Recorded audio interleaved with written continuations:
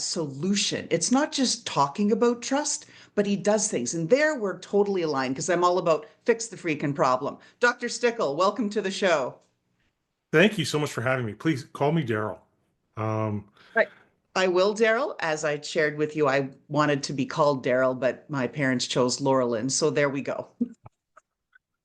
Laurelyn's a lovely name Well, thank you. and So unusual talk to us enough. about, sorry, and I'm jumping in there. Talk to us about a little more about yourself and you're coming at us live from Victoria, British Columbia. Go ahead. So I was born and raised in northern British Columbia, um, which it was a small, isolated community.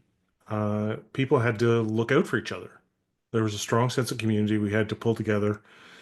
And I got the strong sense that if you could help people, you should.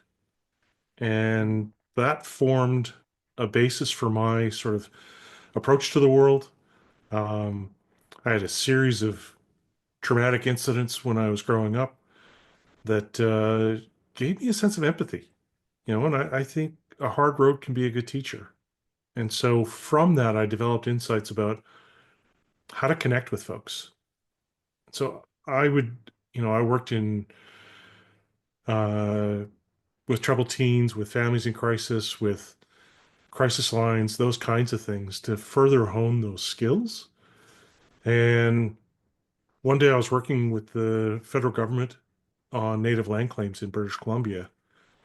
And they asked me, how do we convince a group of people we've shafted for over 100 years they should trust us?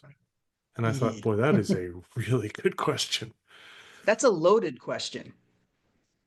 It is. My first response was it would help if we were trustworthy.